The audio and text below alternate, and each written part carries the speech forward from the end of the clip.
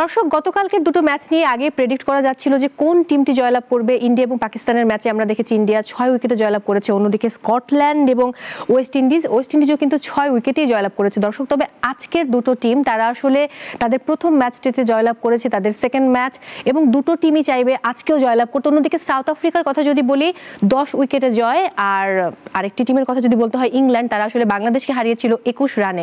So আজকের লড়াইটা কেমন হবে এখনো ঠিক জানি না। রাত 8টায় শুরু হবে ম্যাচ, সেই ম্যাচ নিয়ে কথা হবে এবং একই সাথে গতকালকের দুটো ম্যাচ নিয়ে আলোচনা করব আমরা। আমাদের সঙ্গে রয়েছেন স্পোর্টস জার্নালিস্ট তায়েব অনন্ত এবং সেই সাথে রয়েছেন আরও একজন যিনি আমাদের ভীষণ ভালোবাসার, খুবই মিষ্টি এবং আমার মনে হয় যে একটু ফাঙ্কি মুডের একজন মানুষ, এবং আমরা তাকে সবাই জানি।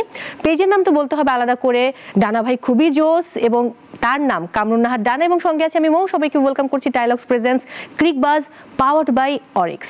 কেমন আছেন? ভালো আছি মৌ। ভীষণ বৃষ্টি, আমি জানি যে বাইরের অবস্থা খুবই করুণ এবং তিনিও চলে এসেছেন, আমরা ওয়েট করছিলাম আপনার জন্য, আপনিও চলে এসেছেন। সো গতকালকের ম্যাচ দিয়ে শুরু করতে চাই। ইন্ডিয়া এবং পাকিস্তান, দরকার ছিল বোধহয় হারমানপ্রীত করার জন্য এই জয়টা, কারণ প্রথম ম্যাচটা তারা হেরে গেছে, সেটা আসলে খুবই দুঃখজনক ছিল। নিঃসন্দেহে ওদের গ্রুপটাও তো খুব ডিফিকাল্ট। নিউজিল্যান্ডের সাথে ইন্ডিয়ার হারটা আনএক্সপেক্টেড একদমই। ইন্ডিয়া যদি টুর্নামেন্টটা শুরু করে এটা ভেবে যে ঠিক আছে গ্রুপ পর্বে আমরা অস্ট্রেলিয়ার কাছে হারতে পারি, একটা সেখানে একটা সুযোগ রয়েছে, বাকি ম্যাচগুলো আমরা জিতে আমরা টপ 2টা সিকিউর করব। ওখানে নিউজিল্যান্ড যারা ইনফ্যাক্ট প্রস্তুতি ম্যাচে প্রবাবলি দুটো ম্যাচই তারা হেরেছে, তাদের এগেনস্টে ইন্ডিয়ার হারতে এবং হারের মার্জিনটা যদি আপনি দেখেন যে ইটস আ টি20 গেম, সেখানে এত বড় হারটা রান রেটটাকে অনেকখানি পিছিয়ে দেয়।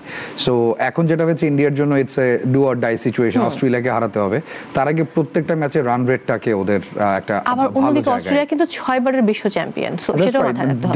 দে are favourites at the same time ইংল্যান্ডও ফেভারিটস। আমরা ইংল্যান্ডকে নিয়ে নিশ্চয়ই কথা বলবো, বাট যেটা হয়েছে যে ইন্ডিয়া যে কাজটা করেছে বড় একটা জয় নিয়েছে, রান রেটটাকে তারা বাড়িয়েছে। কালকে পোস্ট ম্যাচ প্রেস কনফারেন্সে তারা বলেছে যে মূল টার্গেটটা ছিল জয়টা যেন সহজে আসে, কনভিন্সিং ওয়েতে আসে, আর একটু বল কম রেখে তারা জিততে পারতো। মানে রানটা যেহেতু 120-এর কম ছিল, আমার কাছে মনে হয় যে তারা চেষ্টা করলে হয়তো পারতো, but at the same time এটাও বুঝতে হবে যে হুট করেই খেলাটা দুবাইতে চলে গেছে, উইকেটগুলো নট প্রিপেয়ার, খুবই স্লো সারফেস, কিছুটা টার্ন প্রডিউস করছে, আউটফিল্ড ইজ ভেরি স্লো, কথা বলতে বলতে আউটফিল্ড অনেক স্লো। সো সবকিছু মিলে আমার কাছে মনে হয়েছে পাকিস্তানের জন্য ডিফিকাল্ট ছিল। এট দ্য সেম টাইম ভারত যখন ব্যাট করেছে তখন ভারতের জন্য আপনি যদি দেখেন যে মাত্র 7টা বল তারা হাতে রেখে ম্যাচটা জিতেছে, অথচ টার্গেটটা ছিল ওয়াজ লাইক 109। সো ডেফিনেটলি আমার কাছে মনে হয় যে স্মৃতি মান্ধানার নামটা এখানে নেই, তিনি কালকে ভালো পারফর্ম করেননি, ওপেন করেন ভারতের হয়ে। স্মৃতি মান্ধানা যদি স্টার্টটা করতেন ভালো, তাহলে হয়তো ভারতের জন্য কাজটা অনেক ইজি হতো, but at the same time এটা বুঝতে হবে যেটা বলছিলাম যে উইকেটগুলো অনেক স্লো,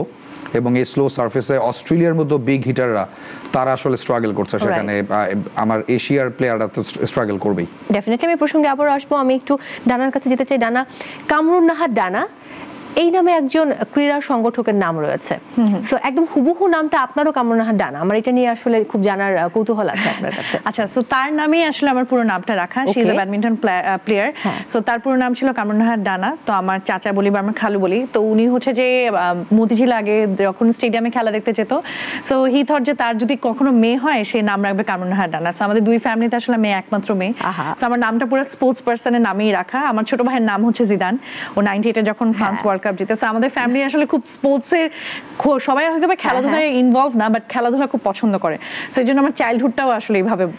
যদি এবার আসলে ওয়ার্ল্ড কাপটা বাংলাদেশে হতো ভেন্যুটা, তাহলে আমার মনে হয় যে ডানাকে আমরা বেশিরভাগ দিন ম্যাচের সময় ওখানেই দেখতাম। আমি অনেক নিজেও স্টেডিয়ামে খেলা দেখতে যাই, কারণ হচ্ছে আমার আসলে খুব ভালো লাগে, আমার এই হাইপটা অনেক ভালো লাগে। এখন এটা আসলে বলতে গেলে আমি বলবো যে আমি I really want to appreciate যে আসলে ফিমেল ওয়ার্ল্ড কাপ নিয়ে আমরা এত কথা বলি না, ফিমেল ক্রিকেট নিয়েও কথা বলি না। আমাদের দেশে আমরা আসলে ছেলেদের ক্রিকেট নিয়ে এত বেশি কথা বলি, এত বেশি শো হয়। সো এই প্রথম আমি আসলে দেখছি যে ফিমেল ওয়ার্ল্ড কাপ নিয়ে একটা বেশি হাইপ হচ্ছে। সো এই জিনিসটা দেখতেই আমার খুব ভালো লাগতেছে যে আসলে the time is changing. So এটা অনেক বড় একটা চেঞ্জ আসলে। প্রথম ম্যাচটা অর্থাৎ আমাদের এবারের বিশ্বকাপের প্রথম ম্যাচ এবং আমাদের প্রথম ম্যাচ, এবং 10 বছর পর আমরা জয় পেয়েছি। সো ওই দিন ম্যাচটা দেখা হয়েছে কিনা আমি জানি না আসলে, এবং এই যে এতগুলো রেকর্ড আমাদের, মানে এতগুলো বলতে নাহিদার কথা আলাদা করে বলতে হবে, নাহিদা আক্তার, এক্স্যাক্টলি, নিগার সুলতানের 100তম টি20 ম্যাচ তিনি খেলেছেন এবং নাহিদা 100 উইকেটস নিয়েছেন। সো এই ব্যাপারগুলো কতটা আপনাকে আনন্দ নন্দিত করেছে। আচ্ছা, সো আমরা ইউজুয়ালি আমরা যখন ক্রিকেটে কোনো মাইল ফলকের কথা বলি আমাদের অলওয়েজ আমাদের হয়তো বা সাকিব আল হাসানের কথা বলছি, আমরা মুস্তাফিজের কথা বলছি।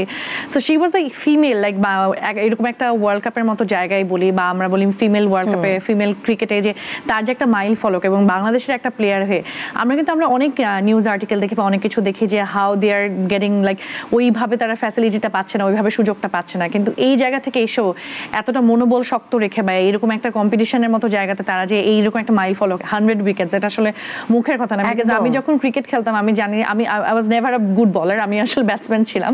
সো আমি জানি যে এই জিনিসটা কত কঠিন। আমরা ছোট্ট হয়তো বা পরিসরে ইউনিভার্সিটিতে বা স্কুল কলেজে খেলতাম তখনই আমি দেখতাম যে হাউ ওয়াজ দ্য টাফ ইট ওয়াজ। এখন আমরা যখন পুরো ওয়ার্ল্ডের নারী ক্রিকেটারদের দেখি সেখানে যখন বাংলাদেশের একজন নারীর এরকম একটা সাকসেস দেখি, এটা আসলে খুবই ভালো লাগছিল। বিকজ আমরা আসলে সবসময় এত বেশি মানে মেল ডমিনেটিং সাকসেস দেখে আসি। So this was really great for us. আমি যদি ভুল না করি ডানার তখন সুযোগ থাকলে ডানা আসলে আজকে হয়তো ইন্টারন্যাশনাল ম্যাচ খেলতেন, কারণ তখন মা চাইতেন না যে ডানা খেলাধুলা করুক, শুধু পড়াশোনায় মনোনিবেশ করুক, এটাই চাইতেন। হ্যাঁ, এটা আসলে আমাদের মানে সোসাইটির একটা বিষয় যে আমরা আসলে কখনোই চিন্তা করি না যে একটা মেয়ে ক্রিকেটার হবে বা এটা সেটা। বাট আমি যখন ছোটবেলায় আমার মা যখন আমার খেলাটা বন্ধ করে দিল তখন আই ওয়াজ লাইক আমি অনেক ডিটারমাইন্ড ছিলাম যে আমার যদি কখনো সন্তান হয় ছেলেটা কি করবে আমি জানি না, আমি হয়তো মেয়েটাকে আমি স্পোর্টসে দিতে চাই because I really want someone to be a sports person. আহা, এই জন্য কি ডানা ভাই হয়ে গেছে? আমি আসলে এই জন্যই ভাই, বিকজ আমি বড়ই হয়েছি ছেলেদের মাঝখানে মাঠে খেলে টেলে।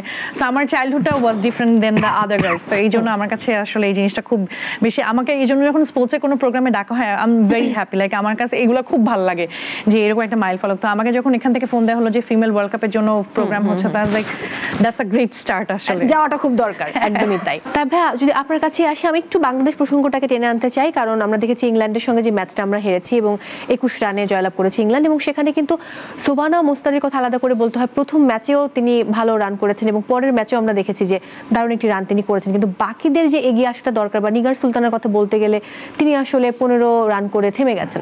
সো এই জায়গাটা নিয়ে আপনি কি বলবেন, ব্যাটিং নিয়ে কি বলতে চাইবেন বাংলাদেশের? ব্যাটিংটার কারণেই হেরেছে বাংলাদেশ।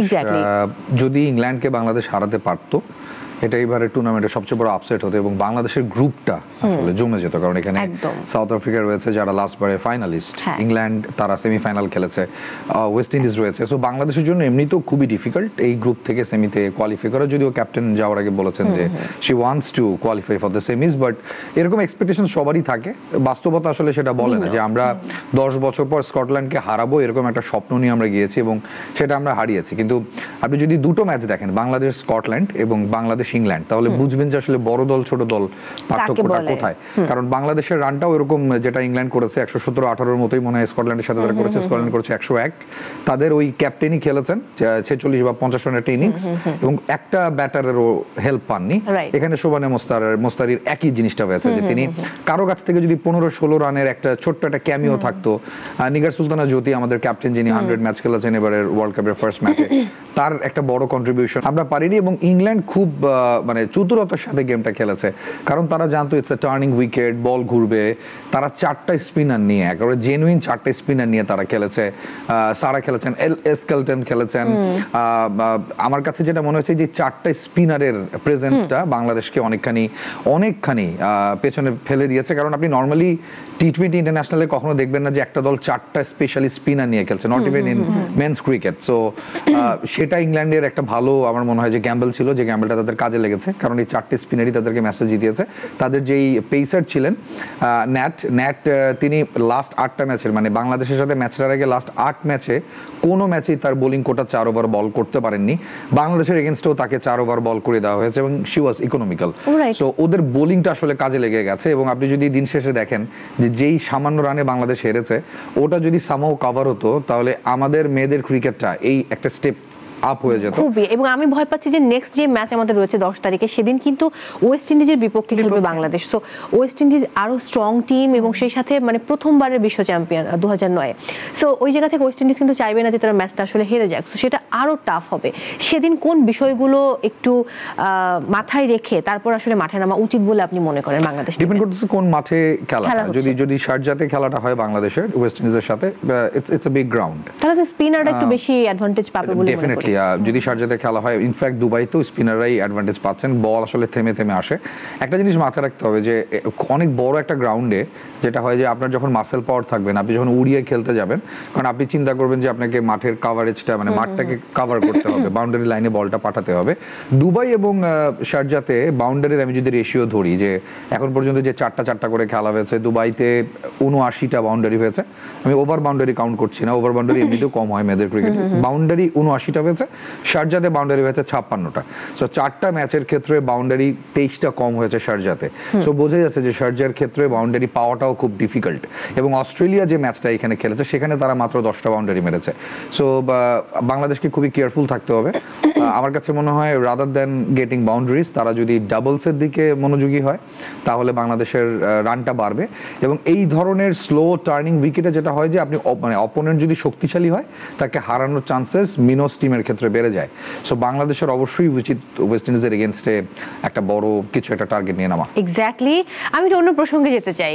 এখানে তো আমাদের তাইম অনন্ত বসে আছে। আমি শুনেছি যে আপনি অনন্ত না, আপনি সাকিবের সঙ্গে মানে প্রেম করতে চান বা ডেট করতে চান, কি বলবেন আসলে? এখন অনন্ত জলিল হলে ডিফারেন্ট কথা, রায়ব অনন্ত হলে ডিফারেন্ট কথা। বিকজ রায়ব অনন্ত ভাইয়ের এত মানে নলেজ ক্রিকেটের ব্যাপারে বা স্পোর্টসের ব্যাপারে যেটা বলি সেটা আমার খুব মজা লাগতেছে যে ভাইয়াকে খুব অ্যানালিটিক্যাল কোয়েশ্চেন করা হচ্ছে, because he knows what to answer, আর আমাকে আপনাকে ডিফারেন্ট কোয়েশ্চেন করেছে। আমি জানতাম নিয়ে বেশি কথা বলতে পারবো না। সো আমি ভাইয়ের কথা শুনে খুব অবাক হচ্ছিলাম। মানে ইটস ভেরি গ্রেট, লাইক যারা স্পোর্টস নিয়ে জানে বা স্পোর্টস নিয়ে লাইক ইউ, আপনারা যেমন অনেক কিছু জানতে হয় বলতে হয়। আমরা যেমন জাস্ট খেলা দেখি, ফ্রাস্ট্রেশন ঝাড়ি, বলি কিছু, but just we forget. But এই অ্যানালিসিসটা খুব ইন্টারেস্টিং। চমৎকারভাবে দিয়েছে। আপনি যেটা করেন ওটা অনেক ডিফিকাল্ট, এই যে ছোট ছোট ক্লিপ বানানো এবং তার সেন্স অফ হিউমার মানে super high, just wow, just wow, আসলে জাস্ট ওয়াও। আমি একটু আসি ওয়েস্ট ইন্ডিজ বাংলাদেশের যে ম্যাচটি, আপনি আসলে কতটুকু আশাবাদী ম্যাচটি নিয়ে? সত্যি কথা বলে আমরা সবসময় খুব আশা রাখি, কিন্তু আসলে West Indies a very very strong team. এটা আপনি ওদের আগের খেলা দেখেন বা যাই বলেন না কেন, ওদের টিমটা খুব স্ট্রং। ওদের আমার কাছে মনে হয় ওদের মেয়েগুলা ফিজিক্যালিও আমাদের মেয়েগুলা থেকে অনেক বেশি স্ট্রং। সো ওইটার একটা ফিজিক্যাল স্ট্রেংথের ব্যাপার তো কাজ করে। সেই সাথে আসলে কি আপনি যখন একটা বড় টিমের এগেইনস্টে খেলেন, আপনার মাইন্ডে যদি একটা সেটআপ থাকে, যেহেতু আগের খেলাতে আমরা আসলে হেরে গেছি, সো আই গেস এখন একটু যদি আমরা কনফিডেন্সটা কম থাকে, সেটা আসলে খেলাতে মাঠে অনেক বেশি বোঝা যায়। সো জাস্ট একটু যদি আমার মনে হয় আমরা অনেক হাইপার হয়ে যায়, আমার মনে হয় যে আমরা অনেক আন্ডার প্রেসার সবসময় খুব ভালো পারফর্ম করতে পারি না। এই জিনিসটা যদি মেইনটেইন করতে পারি যে under pressure how to perform calmly, এটা অনেক দরকার আসলে। সো আমরা মনে এটা হলে it's not so difficult, but আমি আসলে হোপফুল। তাই ভাইয়া আজকের দিনে যে ম্যাচ, দুটো টিমই তাদের প্রথম ম্যাচটা জয়লাভ করেছে। একটি হচ্ছে ইংল্যান্ড, অন্যটি হচ্ছে সাউথ আফ্রিকা। এবং সাউথ আফ্রিকা কিন্তু একটা মানে বিগ মার্জিনে জয়লাভ করেছে, 10 উইকেটে। অন্যদিকে ইংল্যান্ডের কথা বলতে হবে যে তারা 21 রানে জয়লাভ করেছে। একটু যদি দেখি যে আজকে রাত 8টায় আসলে খেলা ইংল্যান্ড এবং সাউথ আফ্রিকার, এবং দুটো টিমই চাইবে আজকের ম্যাচটা উইন করতে। এবং শক্তিমত্তার দিক দিয়ে আমার কাছে মনে হয় যে সাউথ আফ্রিকা এগিয়ে। সাউথ আফ্রিকার যিনি ক্যাপ্টেন লরা ম্যাচ খেলেছেন 73টি, ওপেনিং ব্যাটার তিনি, স্ট্রাইক রেট হচ্ছে 115.15 এবং রান করেছেন 1824। না, উনি খুব, তার সবচেয়ে বড় গুণটা যেটা হচ্ছে যে he is a very good captain. এবং দুজনেরই মানে ইনফ্যাক্ট হেদার ক্লেয়ার নাইটো, তিনি আমরা তো দেখেছি তাকে যে ওমেন 100-এ এই টুর্নামেন্টে তার যে পারফরম্যান্স এবং এই ধরনের ক্রিকেটে একটা এই ধরনের ক্রিকেটে স্ট্রাইক রেটটা 120 থাকাটাও কিন্তু ইটস এ হিউজ থিং। এবং এটা মাথায় রাখতে হবে যে he is a middle order batter. So ইংল্যান্ডের ওপেনিং টপ অর্ডার অনেক স্ট্রং, তারা খুব কম সময়ে মিডল অর্ডার পর্যন্ত একটা ম্যাচকে টেনে নিয়ে যেতে চাইবে, যদি অপোনেন্ট অস্ট্রেলিয়া ইন্ডিয়া হয় সেক্ষেত্রে। বাট তারপরে যেহেতু তার এত রান, 2000-এর উপর রান আছে, উইচ সেইজ যে তার মানে she has a great stat তার ইন্টারন্যাশনালি। আমার কাছে যেটা মনে হয় আজকের ম্যাচটা আরো একটা স্পিনিং ব্যাটল, দু দলের স্পিনাররা। কারণ সাউথ আফ্রিকাও ফার্স্ট ম্যাচে উইন্ডিজকে স্পিন দিয়ে ঘায়েল করেছে, তাদের দুজন মিলে 6টা উইকেট তুলে নিয়েছিল ওয়েস্ট ইন্ডিজের। এবং ওয়েস্ট ইন্ডিজ বেসিক্যালি উইকেট কম থ্রো করেছে, রান করতে পারেনি। এবং ইংল্যান্ড বাংলাদেশের সাথে সেম কাজটাই করেছে, তারা 4টে স্পিনার দিয়ে বাংলাদেশ আটকে দিয়েছে। আরেকটা স্পিন ডুয়েল হবে এবং ইংল্যান্ড আরো একবার আমার ধারণা 4টা স্পিনার নিয়ে নামবে।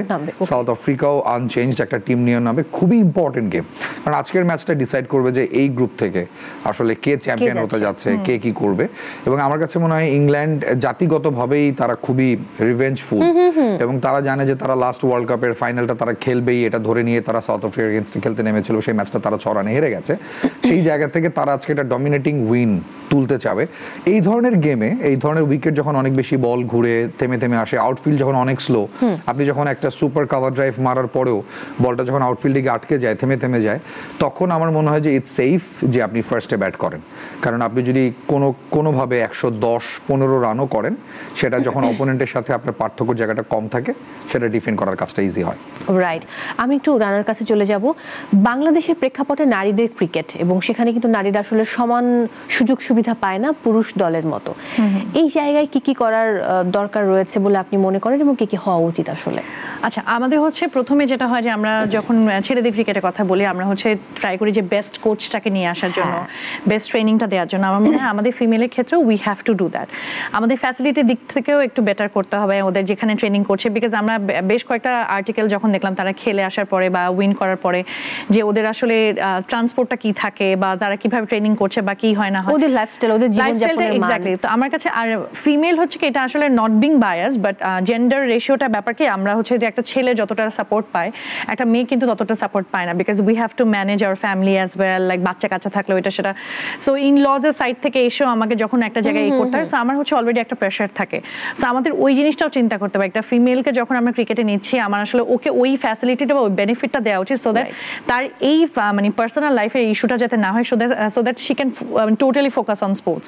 সো এটা খুবই ইম্পর্টেন্ট। আর আসলে this is high time to think about the female cricketer, because আমরা বাংলাদেশ ক্রিকেটারদেরকে নিয়ে অনেক কথা বলি, মেল ক্রিকেটারদেরকে নিয়ে আমরা অনেক পোস্টার রেডি করি, আমরা জার্সি রেডি করি। So this is high time to support them as well. একদমই তাই, আমি খুব করে যাচ্ছিলাম যে টিমটা আরো ভালো করুক, সেমিফাইনাল অন্তত খেলুক, তাহলে আসলে সবাই একটু হয়তো বুঝবে যে টিমটার জন্য কি করার কথা। আমি এখানে একটু অ্যাড করি মৌ, সেটা হচ্ছে যে রিসেন্টলি আইসিসি এই টুর্নামেন্ট দিয়েই টোটাল অ্যামাউন্টটা ছেলেদের টুর্নামেন্টের যেরকম অ্যামাউন্ট, মেয়েদেরটাও সেরকম করে দিয়েছে। এবং বাংলাদেশ ক্রিকেট বোর্ড যে আসলে একেবারেই ভাবে না মেয়েদের ক্রিকেট নিয়ে, তা না। হাইবুল বাশার সুমন, যিনি এক সময় আমাদের ক্যাপ্টেন ছিলেন, দায়িত্ব নিয়েছেন মেয়েদের উইংসটা দেখেন। হাসান তিলকারাত্রি আমাদের হেড কোচ, তিনি একটা সময় শ্রীলঙ্কার মিডল অর্ডার ব্যাটার ছিলেন এবং লম্বা সময় খেলেছেন। সো মেয়েদের ক্রিকেট নিয়ে ভাবা হচ্ছে না তা না, কিন্তু যেটা ডানা বললেন যে মেয়েদের নানা রকমের প্রতিবন্ধকতা থাকে, মেয়েদের অনেক খেলার বাইরেও হয়তো অনেক কিছু থাকে, বাট যখন খেলাটা আসলে প্রফেশন এবং সেই খেলাটা এক্সট্রিম লেভেলের সিরিয়াস গেম, তখন তাকে ওই ধরনের তার যে ব্যক্তিগত জীবনের যে টানা পড়েন সেটা থেকে বের হয়ে এসে তাকে যদি এনাফ পরিমাণ অ্যামাউন্ট তাকে দেওয়া হয়, সেটা আমি বলছি না যে একদম ছেলেরা যেটা পায় সেটাই, যদি আইসিসি দিচ্ছে, বাংলাদেশ ক্রিকেট বোর্ড যদি সেটা নাও পারে, তাও সেটাকে যেন এনাফ করা হয়, তারা যেন ডোমেস্টিকে তারা যখন খেলে তখন তারা যেন যোগ্য পারিশ্রমিকটা পায়। এই বিষয়গুলো নিয়ে অবশ্যই ভাবা উচিত। গতদিন আমার শোতে একজন বলছিলেন যে বাংলাদেশে যেরকম বিপিএল হয় এবং সেটা পুরুষ ক্রিকেটারদের জন্য, অল্প সংখ্যক টিম নিয়ে হলেও নারীদের জন্য একটা বিপিএল আয়োজন করা উচিত, যেটা নারী বিপিএল হবে। আসলে না, এটা কেন, এটা তো হতেই পারে। আমি যখন ইনফ্যাক্ট ইংল্যান্ডের ক্যাপ্টেনের কথা বলছিলাম যে 100 ওমেন্স যেটা হয়, তাদের ডোমেস্টিক ম্যাচগুলো কম হয়, 100 বলের মেয়েদের, মানে আপনি দেখবেন ইন্ডিয়াতে আইপিএল হয়, ওখানেও মেয়েদের একটা ছোট্ট টুর্নামেন্ট হয়, ইংল্যান্ডেও হয় সেম জিনিসটা, 100 আলাদা করে মেয়েদেরটা হয়। বাংলাদেশে হচ্ছে না, কারণ আপনি দেখবেন যে এখন যখন আবার বিপিএল এর কথা হচ্ছে, বিপিএল এ যে কটা টিম আছে যারা খেলতে চায় এবারে নতুন সিজনটা, এর বাইরে যে দলগুলো নাম প্রত্যাহার করে নিয়েছে, সেই দলগুলো, যেমন কুমিল্লা খেলবে না এবার, সো সেই জায়গায় নতুন যেই দলগুলো আসবে, যতটুকু আমি জানি যে হারলানও মনে হয় প্রবাবলি একটা টিম কিনেছে। সো এইখানে আসলে টাকা ইনভেস্ট করার যেই একটা রিস্ক, এই রিস্কটা আসলে বাংলাদেশে এখনো ওই মার্কেটটা গড়ে ওঠেনি। So this is very surprising. মানে আপনি বলতে পারেন যে ক্রিকেট নিয়ে আমাদের উন্মাদনা এত জায়গায়, সারাক্ষণ ক্রিকেট নিয়ে কথা বলি, কিন্তু আসলেই তাই বাস্তবতা, যেটা যে আপনার 12-15 কোটি টাকা লাগে একটা দল চালাতে একটা সিজনে, এই টাকাটা কেউ ইনভেস্ট করতে চায় না, কারণ সে চিন্তা করে আমি কবে এই টাকাটা ফেরত পাবো। সো মেয়েদের ক্রিকেট আসলে কে ঢালবে? ছেলেদের ক্রিকেটে তো টাকার জায়গাটা আসলে এক ধরনের যদি কিন্তু রয়ে গেছে। সো আমার মনে হয় এই কালচারটা গ্রো করতে একটু সময় লাগবে। এটা একটা চরম বাস্তবতা, কিছু করার নেই। Thank you so much for coming আজকে। সো আমি ছোট একটা গিফট রয়েছে, তার আগে আমি একটু বিদায় নিয়ে আসি, তারপর গিফটটা তুলে দিতে চাই। দর্শক, বিদায় নিচ্ছি আজকের মতো। সবাই অনেক ভালো থাকুন, দেখা হচ্ছে আবার, এবং অবশ্যই খেলা দেখতে হলে চোখ রাখতে হবে নাগরিক টেলিভিশনের পর্দায়, এবং আমাদের সঙ্গে থাকুন সবসময়। বিদায় নিচ্ছি আপনাদের কাছ থেকে। আর দুজনের জন্য রয়েছে হারলানের পক্ষ থেকে, আমরা জানি যে অথেন্টিক কসমেটিক স্টোর, আপনাদের জন্য উপহার। এই উপহারটা ডানার খুব কাজে লাগবে, বিশেষ করে মেয়েদের জিনিস না, এটা আপনি অবশ্যই আন্টি বা অন্য কাউকে দিয়ে দিতে পারবেন। Thank you so much. Thank you.